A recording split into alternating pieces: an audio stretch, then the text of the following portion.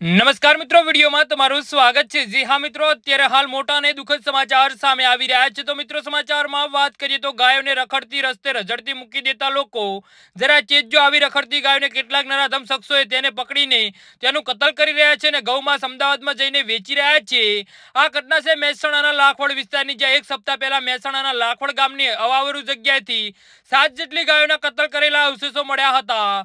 જી હા મિત્રો, અત્યારે હાલ મોટા અને મહત્વના સમાચાર સામે આવી રહ્યા છે।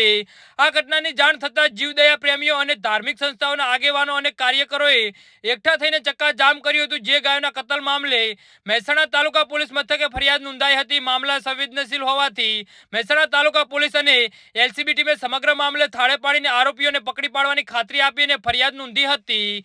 જી હા મિત્રો, અત્યારે હાલ મોટા સમાચાર સામે આવી રહ્યા છે। તપાસ દરમિયાન મહેસાણા શિવાલય સર્કલ પાસેથી પસાર થતી કારની તપાસ કરતા કારમાંથી ઢોર બાંધવાના રસ્સા અને ધારદાર સળીઓ મળી આવી હતી। જે કારમાં સવાર 3 શખ્સોની પૂછપરછ કરતા તેમની સાથે અન્ય 4 સહિત કુલ 7 શખ્સો ભેગા મળીને એક સપ્તાહ પૂર્વ 7 ગાયોના ગાડીમાં ભરીને મહેસાણાના લાખવડ ગામની સીમમાં બાવળોની ઝાડીઓમાં લઈ જઈને ગાયોની હત્યા કરી હોવાનું કબૂલ્યું હતું। જી હા મિત્રો, તો આવા નરાધમ જોડે શું કરવું જોઈએ તો નીચે અમારી કમેન્ટ બોક્સમાં જરૂરથી જણાવજો।